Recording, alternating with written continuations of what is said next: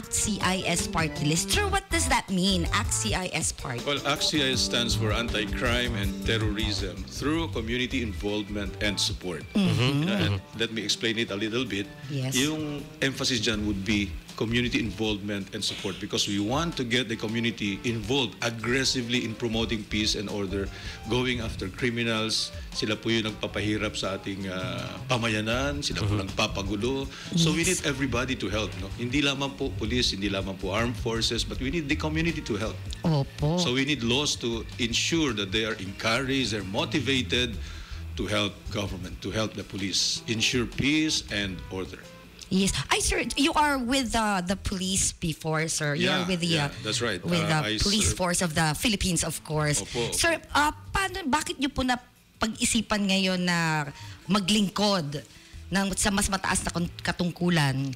Well, If ever, yes, sa Senado. from the lower house to the Yes. upper house. Ano Yes. po, alam po, yung panawagan po ng serbisyo, panunungkulang sa mas mataas pa, mas malawak pa, ay isa pong panawagan na mahirap po tanggihan. Ito pong panawagan ito, hindi lamang po ito sa mga constituents natin na niwala na kinakailangan po yung karanasan natin, 38 years in the service of fighting criminality, terrorism, and drugs, no? Na kinakailangan madala rin po ito sa mataas na kapulungan para lalo po tayo makatulong sa pamamagitan po ng pagsulong ng mga panukalang batas. Batas na magku-close in po ng gaps, no, na base po sa ating karanasan in almost 38 years nandoon po. We need to close these gaps, no, by way of legislation. We have to provide laws that will empower our community to help as well as enable, capacitate our law enforcement agencies to be able to fight the rising tide, more violent crimes that are happening in our midst today. Okay, sir. Sir, kasi you said that yun nga, you are with AXIS. Opo. Yes. So far, sir, ano po ang nagawa ng ACT CIS po sa Kongreso. Kongreso po? Opo, we have actually passed almost 21 bills. No? All of these, karamihan po rito ay yung pong pagsulong nga po, no, ng maingganyo yung ating pong mga mamamayan. Mabigyan po sila ng benepisyo, access to medical attention or assistance, access to educational assistance, scholarship, livelihood program, at monetary award para po sila'y maingganyo na tumulong. And then, of course, we also pass yung legislation na mabigyan ho sila ng higit pang protection, lalong-lalo na po kung sila itatayong testigo. No? So, yung witness protection program or sistema ay kinakailangan maiayos po to para higit pong mabigyan po ng suporta yung ating pong mamamayan na tatayong testigo at mabigyan din po ng kaukulang protection. Hindi lamang po yung mga taong tatayo na testigo, pati yung kanilang pamilya. No? So, isa yun. Yung pong modernization ng Philippine National Police, NBI at PIDEA, isinusulong rin po natin para magkaroon silang mga makabago, no? Modern equipment, modern ways of fighting crime, modern mindset, para mawala sa kanila yung po ang yung pagiging stricto na hindi po passionate about the condition of our citizens. Kamukha po nangyari dyan sa NAIA, no, sa airport. Yes po. Very hot issue. Oo, very hot issue at nakakahiya na po yung ating yung ating bansa hindi lamang po sa mata ng Pilipino, maging sa international it's all over the news. Yes po. Nakakahiya po, no, sapagkat ang pagkakakilala ngayon ng mga mamayan at yung mga banyaga ay dito sa Pilipinas ay nagtatanim ho tayo. Hindi po yung mga pagkain o yung mga pananim na, pero yung mga bala ay tinatanim natin para ho makakutong o makutungan yung pong mga inosenteng mga mamamayan natin, mga pasahero. Mio my. Yes, sir. Kasi parang I heard na matagal na po yata itong nangyayari sa NAIA Sir, so bakit hanggang ngayon nandito pa rin yan? Tama po kayo dyan, ano? Modus operandi na yan. So, pagka yun ho sa katanungan nyo, meron hong kakulangan, inaction, to say the least, doon sa mga namumuno dyan sa airport. Kasi ho, nangyari ho yan. Tama ho yung sinabi nyo, many years, Yes. Nangyayari yan. Tapos, yung pinakahuli ho niyan, na magsisilbi sana ng warning bell.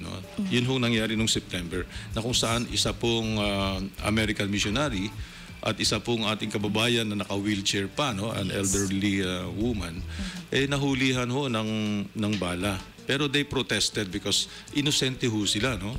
At yan po ay lumabas, no, sa media, social media, no? So ito sana ay nagbigay ng signal para sa mga namumuno sa loob po ng airport na paimbestigahan yan, alamin doon ho sa proseso ng security, no, pagririkesan ng ating mga bagahes. Pagkat importante rin po, no, yung proper conduct of inspecting our baggages. Kasi alam niyo na po, sa panahon ngayon ng terorismo, kinakailangan ho masiguro rin natin yung ating pong safety, no, of travel ng ating pong mga pasahero. So, alin po doon sa prosesong yun, nagkakaroon ho ng tinatawag nating blind spot, no? At yun po dapat mag-introduce sila ng pamamaraan like CCTV, no, para monitor itong mga blind spots na to. O di kaya mag-deploy sila ng mga tauhan nila for counter surveillance para manmanan kung sino ho doon sa mga empleyado nila ang maaring gumagawa, no, ng kalukuhang ito para matigil na to. So nakita ho natin despite that incident noong pong September, patuloy ho nangyari, ano? So ano ho ibig sabihin nito? Kawalan ho ng aksyon. At kailangan ho talaga palitan, no, yung mga nasa katungkulan na hindi naman ho kumikilos, hindi naman ho nag-iisip na ipagpatuloy o gawing seryoso yung kanila pong trabaho. Opo. And going back kasi you mentioned po yung witness protection program. What is lacking with, kasi we have already that, 'di ba po? Ano po ang lacking? Bakit po parang gusto niyo po bang i-enhance po ang ang witness protection? Kailangan pong ma-enhance. Una-una po doon sa pagbibigay ho ng suporta, no? Kasi pag ang isang tumatayong testigo ay nahihiwalay huto at pansamantala na natanggal sa trabaho. So, kinakailangan po ng suportan niya at yung kanyang pamilya. So, ang batas ho dapat ang magbigay ng ganong paraan para ho while undergoing trial, especially dito po sa ating bansa, may katagalan ang ating po yung ating pong mga trials, ano? Umaabot po ng buwan-buwan, minsan taon, ano? So, pagka ganun po ang nangyayari, kinakailangan po talaga yung tamang pagsuporta, hindi lamang doon sa tumatayong testigo, pati sa pamilya niya. Otherwise, babalik lang ho siya sa kanyang trabaho dahil sa kanyang pangangailangan at ano mangyayari doon sa kanyang tinatayo ang kaso bilang testigo. Pangalawa po, yung protection. Sapagkat ang witness protection program, talaga pong protection ang essential feature po niyan, ano? Kaya paano hong klaseng protection? Kung ang protection na ibinibigay ngayon ay yung bang kinukulong ka rin, ano? Yun nga po. Para ka rin nakakulong actually.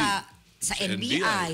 Naalala ko po si Jessica Alfaro kasi noon, sir. Tama po yan. Opo. Nandun lagi siya, nandun siya. So dapat meron ho mga makabagong paraan para ho hindi naman makakulong, mabigyan ho ng panibagong identity in the meantime, no? At may relocate ito mga ito, no? While the case is undergoing trial. So marami hong pamaraan para ho madagdagan ho natin, no, yung provision na makapagbigay talaga ng assurance na meron hong protection ng ating mga tumatayong testigo at meron rin pong suporta. Kasi ito po yung mga kinakailangan, kaya kinakailangan baguhin po, no, ang sistema, yung programa ng witness protection. Alright. Sir, medyo napakabitin yung oras natin, ano? Dahil we're on tight schedule, sayang. Pero siguro on an ending note, and sabihin nyo po sa mga nakikinig sa atin dito sa 89.5 kung ano yung gusto nyo iparating. Ito pong ating panauhin dito ngayon ay kilala sa pangalang Sir Chief. Si Sir Samuel Pagdilao, naglingkod ng more than 38 years, ano sir? Maidagdag ko na rin, ano po yung mga naging katungkulan nyo sa ating kapulisan? Si Sir Chief Samuel Pagdilao, yung kanyang full name po. Ayan. Opo, nagsimula po tayo bilang isang tenyente, na-assign po tayo bilang hepe or Chief of Police of Caloocan City, Provincial Commander po ng lalawigan ng Cavite, naging Regional Director po tayo ng Western Visayas, ng Calabar Zone or Region 4A, at CIDG Director po tayo. Tayo po isa sa mga founder ng Special Action Force, no? Kaya po mahal na mahal sa atin, ano? Kaya talaga pong pinututukan natin yung paghingi ng hustisya para doon sa mga kasamahan natin sa 44 na namatay, no? So yung ating pong programa, no? Kaya po ako kabilang sa Team Grace po, sapagkat gusto natin isulong po yung peace and order, no? Isa pong pangangailangan ng ating bansa. At kay Sir Chief, dapat safe ang ating mamamayan. Sir Chief, kay Sir Chief, safe ka. Safe ka sa krimen, droga, terorismo, safe ka sa katiwalian at korupsyon sa gobyerno. Alright, wow, nice. Maraming salamat po, Sir Chief. Yes, and good luck po. Thank you so much, and thank you also for visiting 89.5 and also Subic Bay Freeport. Yeah, maraming salamat rin ng po. buong Olonga po ang inyong magagandang programa. Thank you very much. Thank you so much. We will just take a quick break and we will be back with more. Yes.